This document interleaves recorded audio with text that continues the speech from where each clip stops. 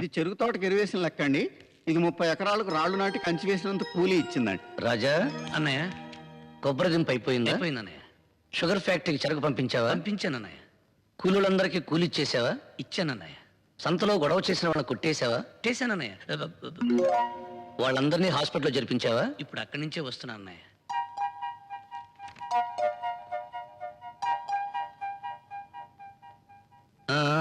నా భోజనం అయింది, నువ్వు వెళ్ళి భోంచేయి. అలాగే అన్నయ్య. ఆచార్య గారు. అయ్యా, వదిన వదిన, ఆకలి దంచేస్తుంది, త్వరగా అన్నం పెట్టు. ముందు ఈ అవతారం మార్చి స్నానం చేసిరా. ఉమ్. వెళ్ళు.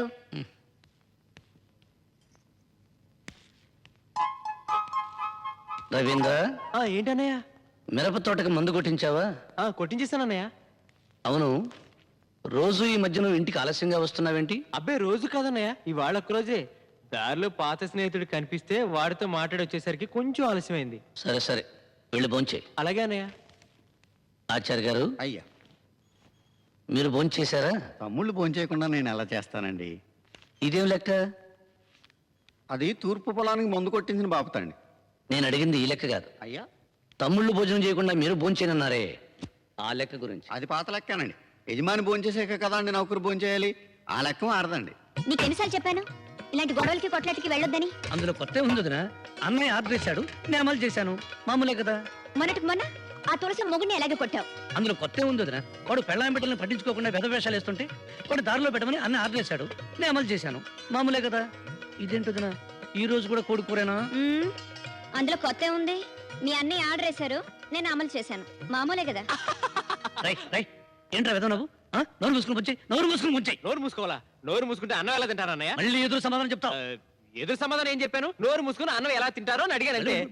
మళ్ళీ అదే మాట. అబ్బబ్బబ్బబ్బా, రోజు భోంచేసేటప్పుడు ఏంటి మీ గొడవ? అది కాదు వదినా, ఈ మధ్య వీడికి పొగరు ఎక్కువైపోయింది, మాటకు మాట రెడ్డిస్తున్నాడు. అయ్యో, నాకే పాపం తెలియదు వదినా. తనేమో నోరు మూసుకొని తినమన్నాడు, నోరు మూసుకొని తింటూ ఎలాగా అని అడిగాను అంతే. అయినా కోపం నా మీద కాదులే, కోడి కూర మీద. మళ్ళీ మళ్ళీ మళ్ళీ ఏంట్రా వాగుతావు?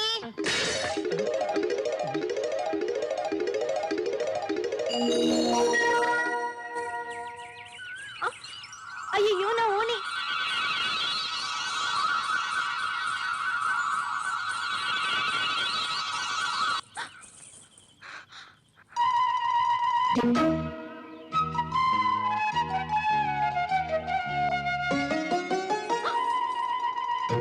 నా ఓణి నాకివ్వండి. మీరే వచ్చి తీసుకోండి. అయ్యయ్యో, మీరు నాతో మాట్లాడకూడదండి, మమ్మల్ని ఊరి నుంచి వెళ్ళేశారు కదా. అవునవును, మర్చిపోయాను, మాట్లాడకూడదు కదా. మీరే వచ్చి తీసుకోండి. నాకు సిగ్గేస్తుందండి, మీరే తెచ్చివ్వండి. నాకు భయం వేస్తుందండి, మీరే వచ్చి తీసుకోండి. అవును, ఇందాక మీరు నన్ను పూర్తిగా చూసేశారా? ఆ? అబ్బబ్బే, అది కాదండి, ఊహు అనబోయి ఊ అనేసాను. అయ్యయ్యో, మళ్ళీ ఏమైందండి? మీరు నాతో మాట్లాడకూడదండి, మమ్మల్ని వెళ్ళేశారు కదా. అవును కదా, సరే నేను కళ్ళు మూసుకుంటాను, మీరే వచ్చి ఓణి తీసుకోండి.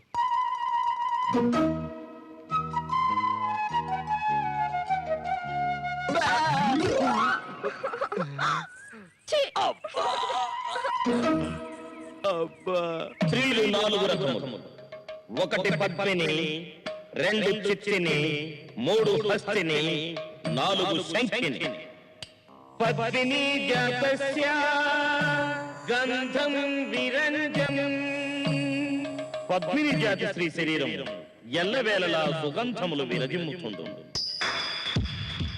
చిత్తిని జాతస్య దూదేన పింజం.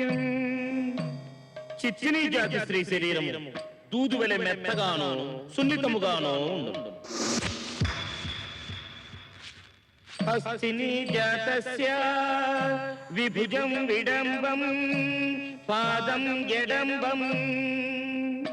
హస్తిని స్త్రీ జాతి వీపు విశాలముగా నుండి పాదములు గెడబంగుల వల పొడవుగానో బలముగానో ఉండు.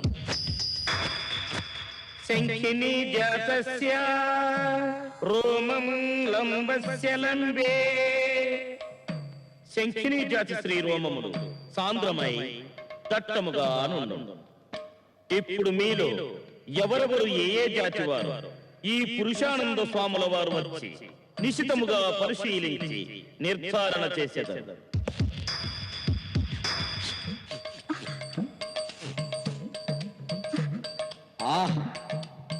నీ శరీరము సువాసనలు వెదజల్లుతున్నది. ఖచ్చితముగా నీవు పద్మిని జాతి స్త్రీవి. ధన్యురాలని స్వామి.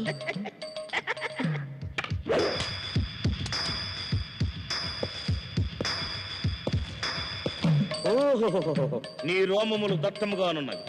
నీవు శంఖినివేనని నాకు శంక కలుగుతున్నది. పురుషాణం ద్వయోజాతం తన్నే తన్నస్య తాడనం. పురుషులలో 2 రకములు, ఒకటి తన్నువారు, 2 తన్నులు తినువారు. ఇది ఏ పురాణంలో ఉంది? నక్కబొక్కల నారీ పురాణంలో ఉందిరా. నీ గెటప్పు, నీకు దుందా? ఎందుకండి సాగుగా అలాగంటున్నారా? వీడు స్వామి ఏంటి?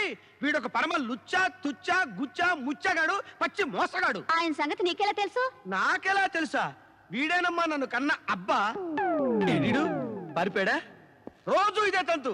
రాత్రి అయ్యేసరికి ఇదే టైప్ లో ఏదో కొంపలో దొరుకుతుంటాడు. వాడిని వెతుక్కుంటూ నేను ఈ గెటప్ లో బయలుదేరుతుంటాను. ఇన్ని చేసినా వీడిని నేను ఎందుకు క్షమిస్తున్నానో తెలుసా? నా కన్న తల్లి ఎవరన్నది నాతో చెప్పకుండా దాచేసి నన్ను బ్లాక్ మెయిల్ చేసి బతుకుతున్నాడు. లేకపోతే వీడి చితికి ఏనాడో నిప్పట్టించుండేవాడిని. తల్లులారా, నా ఫేస్ చూసి చెప్పండి అమ్మా, గుర్తుపట్టడానికి ప్రయత్నం చేయండి. మీలో ఎవరైనా నా తల్లుంటే చెప్పండి అమ్మా, నెత్తర పెట్టుకొని పూజిస్తాను. నీ మేలు ఈ జన్మలో మర్చిపోలేనమ్మా. చెప్పండి తల్లి, చెప్పండి అమ్మా. విల్లలో నీ తల్లి లేదు, దండసలి ఊరే కాదు. ఆహా, నీ డిప్ప పగులుద్ది. నువ్వు అక్కడే ఉండు. రాజా పిలిచారానాయ?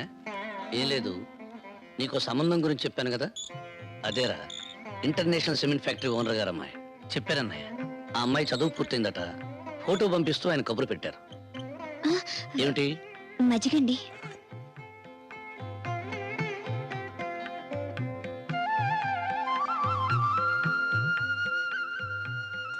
నువ్వు ఫోటో చూసి ఎలా ఉందో చెప్తే పెళ్లి ఖాయం చేసుకుందాం.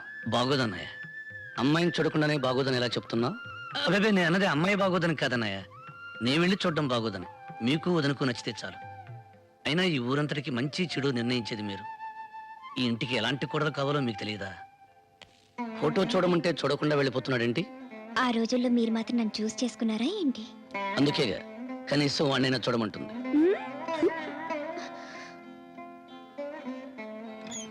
ఆచార్య గారు, అయ్యా, నా ఎదురుగా చూడడానికి మొహమాట పడుతున్నట్టున్నాడు. ఫోటో చూసి వాడి అభిప్రాయం చెప్పమానండి. నచ్చితే వెంటనే ముహూర్తాలు పెట్టండి. అలాగేనండి.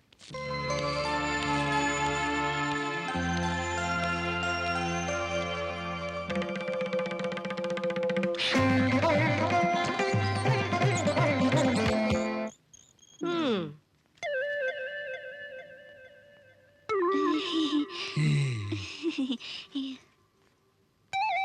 మ్మ్.